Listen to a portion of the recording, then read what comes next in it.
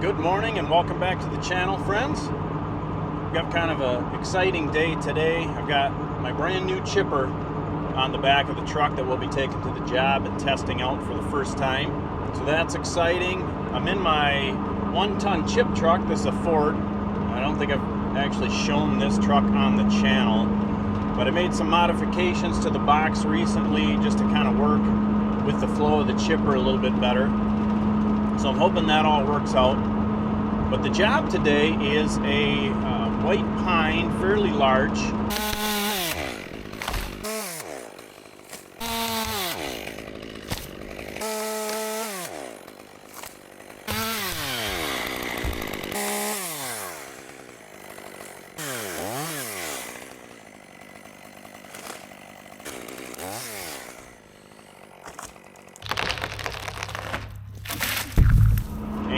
Also like 6 small little spruce trees. This is actually for my sister's father-in-law, and he's wanting these trees to be cut into millable lengths, the timbers anyway, and he's got some cool fun projects in store for that, building projects and things. The spruce are coming down because he's putting a garage up there. So I guess that's it. About 40-minute drive, we'll get there. I'll show you the setup as per usual, and we'll start getting some trees down. So here's the job. We'll talk about the job first, then I'll show you the chipper and talk about it. Decent sized white pine here. We do have the secondary drop kind of in our way. Power company is coming supposed to be meeting me here at 8 o'clock, which is in 5 minutes. So we do have a line from, let's see, pole here coming up. Probably hard to tell, but then there's a pole here and then to the house. It is a cool house, old church, obviously. And then we've got these 6 spruce. It's putting a garage up right here. So all these can be fell. Nothing too huge here. There's gonna be a lot of little brush to feed through the chipper. This little tree is coming out as well. We'll just feed that through the chipper. It's a cherry tree. Here comes the power company now, so we'll put the chipper on hold. Power company's taking her down now. There goes Brandon from the power company. Really nice guy. I'll be calling him in a little bit after we get this tree down to reconnect for the homeowner here. All right, so the chipper, Bandit 12 XPC. That's what we went with. So this will be the first day we've used it. The first piece sending through this unit. So chipper's got a 74 horse Kohler diesel on it, 12-inch capacity chipper technically. I did pop for they call that a crush cylinder. And it actually came, this chute is wrong. It's supposed to have mechanically up and down adjustment on the chute. And then it's got a cool hand crank, mechanical advantage hand crank for turning the chute left and right. So the dealer has got that in. They're going to get it painted up and install that on there for me at a later date. But I needed to put this thing to work now. So I guess that's a brief introduction. I'll maybe talk a little bit more about it once we start using it here in a bit. We'll show you the first couple pieces going through. I've not ran one piece through this thing yet. Started it up, of course. And in the future, maybe next video or two, I've got some custom mods I'm going to do to this thing kind of to make it mine. So we'll bring you along for that ride too in the future. All right, I'm gonna get going up this pine now. I'm gonna try my hardest to not bury my rope bag on the ground here.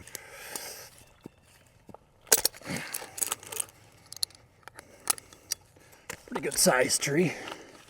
Not like a mega giant or anything, but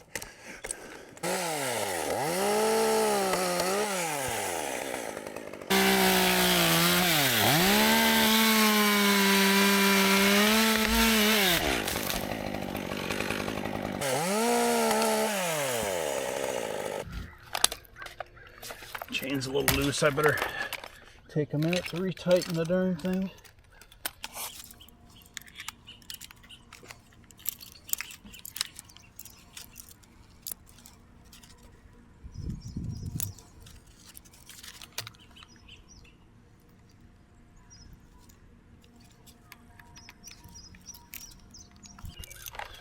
A nice tool. I'm blanking on what it's called right now though. I'll put right here what this thing is called. Handy to have on the old belt.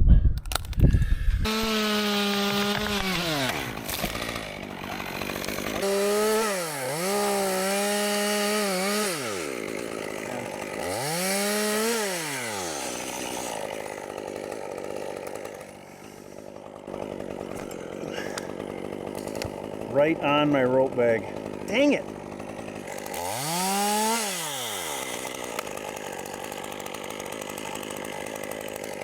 Suppose I should go down and undo that, honestly.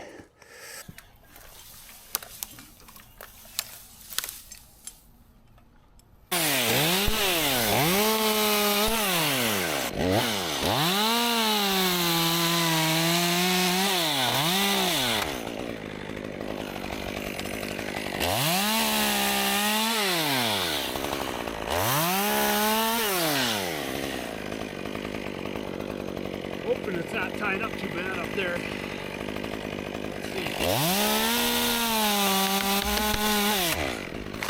Perfect.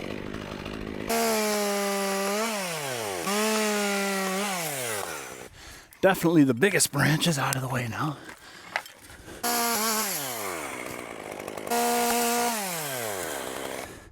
Yeah, last year, my brother-in-law and I, you'll see in some future videos, I'm sure, we're working some pines down.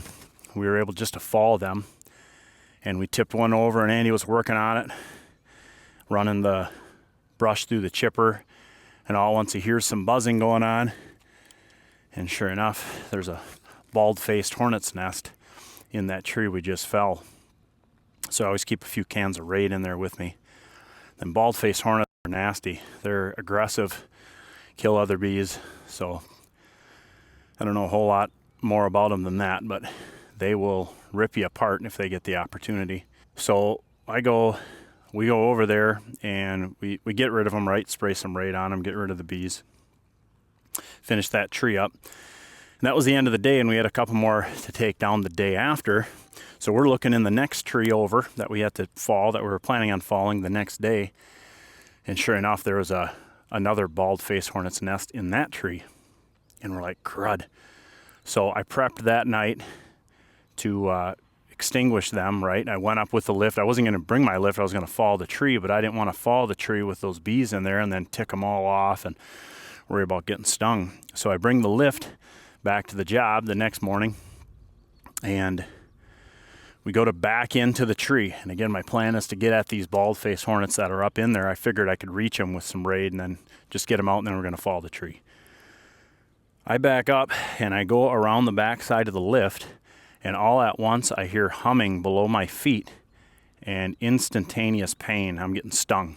I got one in the arm. I run away. I'm like, what in the heck is going on here?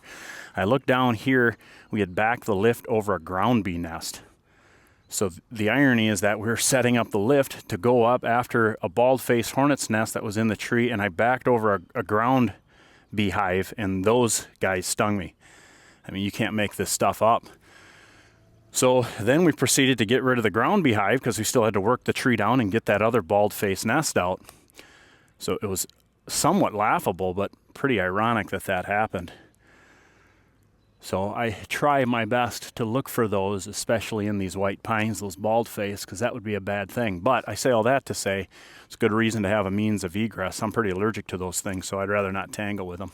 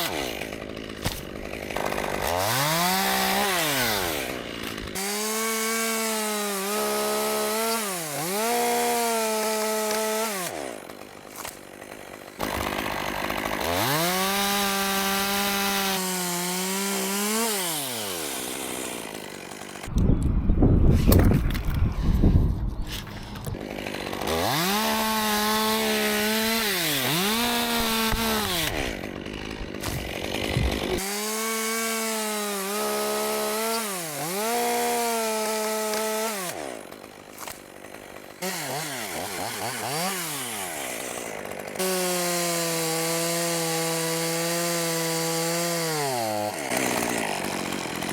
shoot. Ha! I didn't see that that was all out there. That was dumb.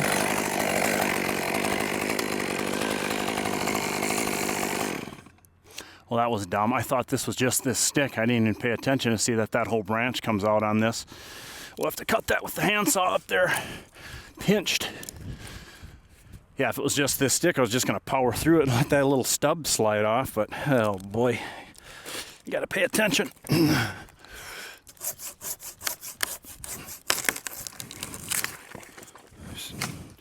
That should help. Yeah, good.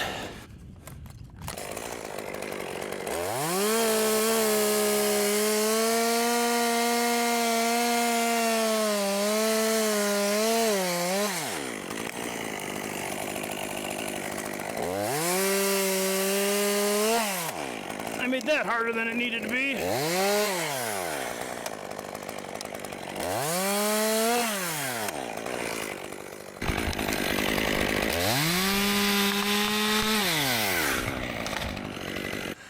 So like these last two branches, this is, I mean, I think I could get it to miss the pole, but it's going to wind up on my rope, this limb here. So I think we'll just rig and hang, but I want to get this one gone first so I can be over there.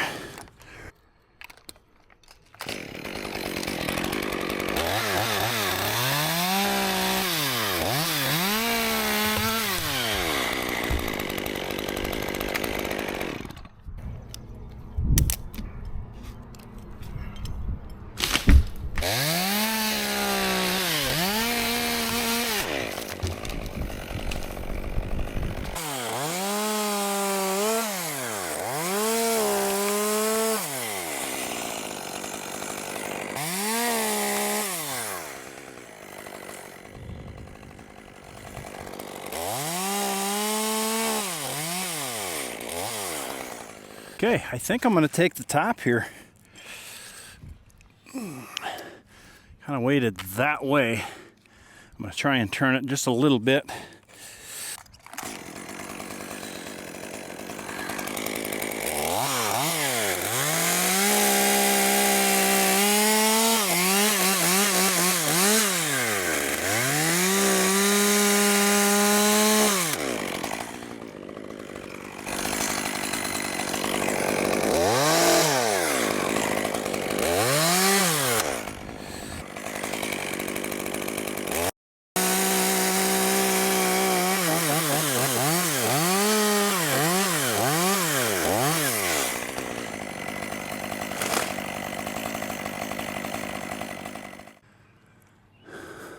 Supposed to be sunny today. I guess I'm not going to complain too bad. I mean, I like the sun, but the temperature is perfect right now. Sounds like they're mowing the grass at the ball field back there.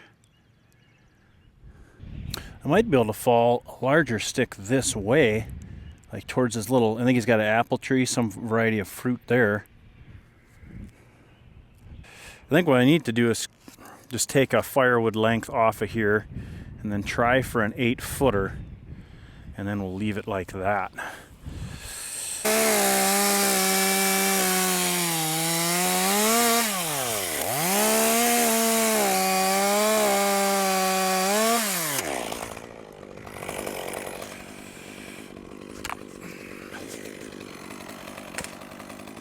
right, I'm going to take this 8-footer here. We'll just send this. Let me get below it here.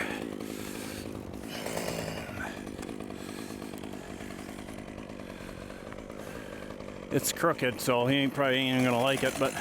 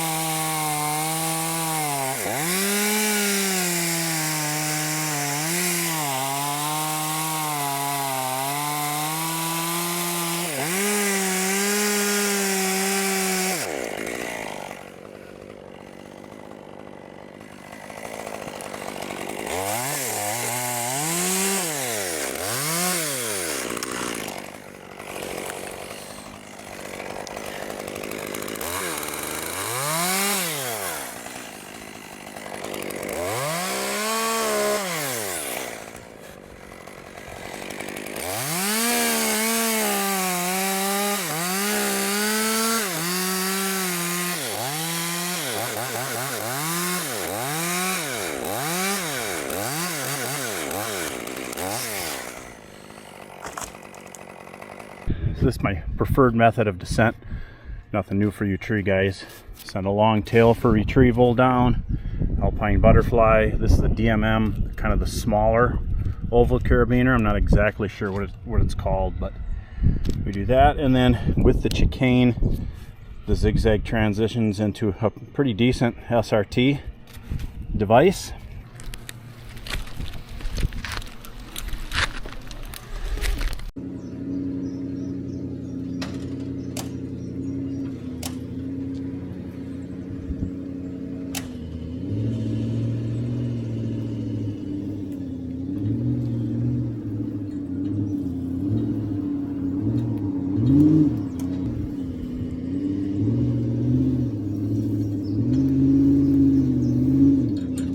So we're gonna test it out. I don't know if I'm excited or nervous, if I'm honest.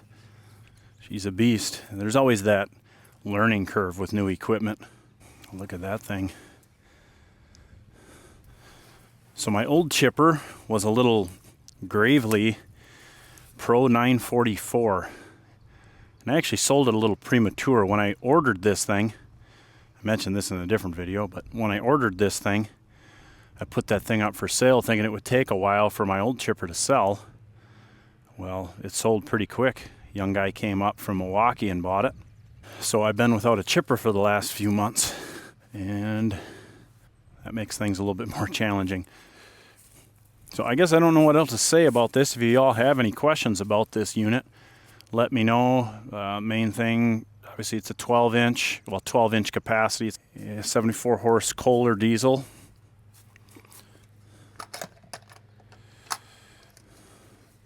And I just checked all the fluids and greased everything yesterday, so I'm not going to do that. I know they say within the first 2 hours I may have to tension that belt up, so I brought some tools to do that if need be.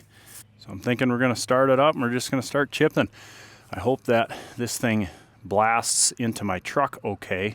Got this door open for now. I reconfigured my truck just for this chipper. I'll insert a photo of what this thing used to look like, but basically I had a open space behind the cab about 4 feet. My initial thought was to have the chip box and then be able to roll a mini skid steer up on there. And I still like that idea, and I may do it in the future, but I think I just need a bigger truck than this 1 ton. Especially now with the bigger chipper, more chip capacity, plus, you know, a 2,000 to 3,000 pound mini up there, just over capacity for this truck. So I elected to get rid of that open space and extend the box. So I accomplished 3 things with doing that. Number 1 is I increased my volume for chip right to about the max that this thing can hold. So if this thing's full of chip, I'm actually just a bit over on this truck. I actually lowered the height by 1 rung of deck board, and that'll allow me now to pull this whole setup into my short garage door on my shed. And then the third is I added the 45 degree, and that did 2 things. 1, it's actually helped significantly with drivability on this truck with aerodynamics. And 2, it decreased the capacity enough to really still be barely comfortable with this thing full. Hopefully that all makes sense. Let's get this thing fired up, make some noise, get rid of this brush. I'm chipping into here. Client is keeping the chip. So we're going to dump that on the other side once we're done here. Here we go. First piece of brush.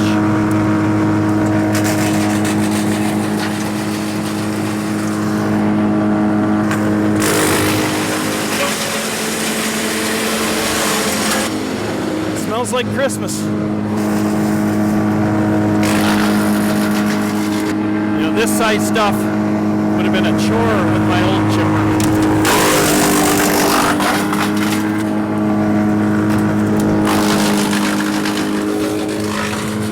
This piece here,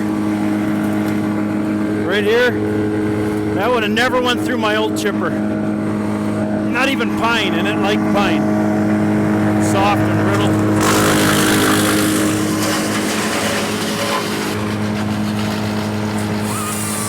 The only reason why I'm cutting these now is so I can physically move them, but the chipper wouldn't care.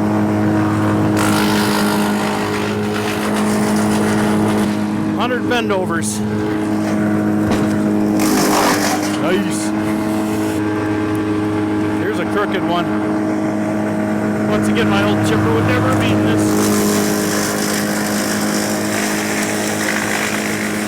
The auto feed didn't even engage. Crazy.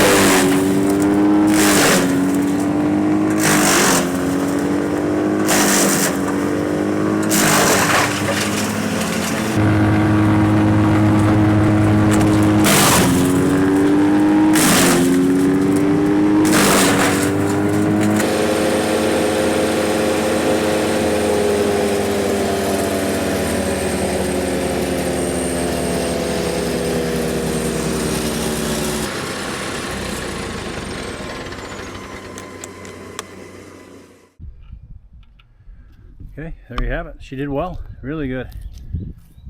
A lot of chip. Struggled with the angle of the chute a little bit. So that newer chute, it has more adjustment built into it. Basically right here where it starts to turn down, it'll bend down. So I can be able to get shot in there, but it worked okay. So I think before we tackle the spruce, we'll dump this. But I'm gonna spill this tree over right now. A little bit of a pro tip for you. I'm sure I'm not the only guy that's done this in the past, but I haven't seen anybody doing it. So in my mind, this is original. A lot of different ways of trying to gauge where the tree is gonna land. So a lot of guys will use a straight stick or they have devices. Tree stuff was giving them away for a while. That worked pretty nice. But what I found is, for me, I take a tape measure to 24 inches and I just outstretch that. I put the top of my hand at the base of the tree and the top of the tape measure at the top of the tree. And then, of course, wherever you're standing is where the tree is going to fall, roughly. I've tried to work it out. Again, there's a lot of variables in that, but you're just kind of wanting to get within a few feet, right? I'm kind of wanting to figure out where we're going to land here. So this is the method I'm going to use.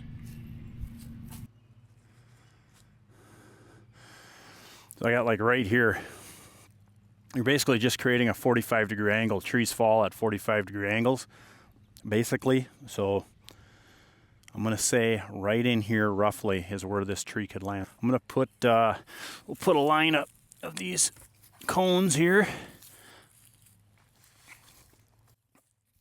just as a reference.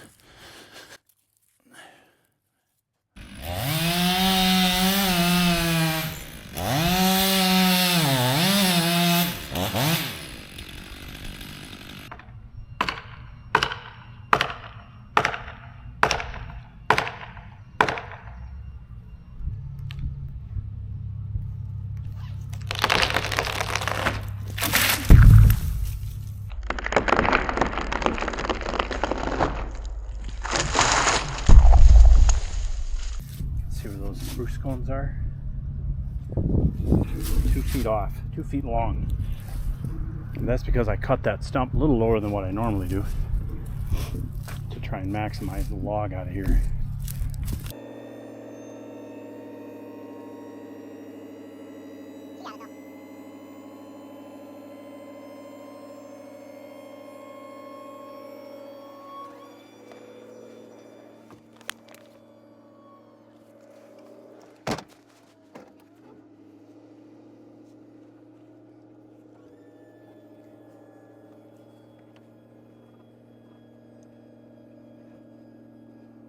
Brandon 3 hooking up now.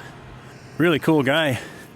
I was talking to him, and kind of has a side hustle business tracking, I guess, wounded deer with a drone. That's pretty sweet. Can't say I've ever met anybody that does that before, but we got to talking drones and cameras, and yeah, nice of him to come out and drop that line. That made things a lot easier. No tree in the way, other than could use a little mitigation prune on that maple. I guess we're going to start on these spruce then. I'll just start tipping them over and chipping them up as I drop them down.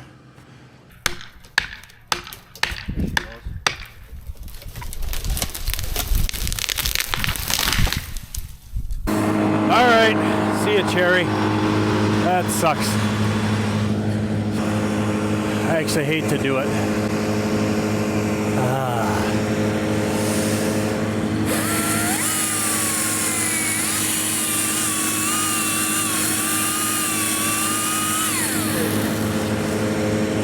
The deed is done. So those 2 trees took me 15 minutes. Of course, they were small, but 100% of them into about a yard of material, maybe.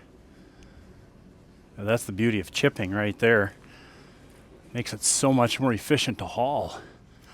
Okay, I'm gonna get this chipper out of the way. I'll probably do 2 or 3 then at a time. I'll probably do these next 2 because they're the biggest, and then we'll finish off with those 3.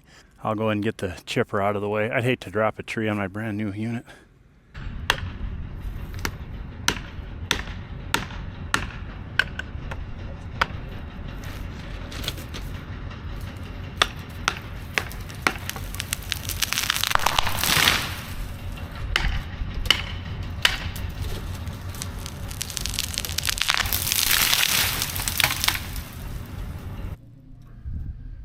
Three down, 3 to go. It still works, chip and brush.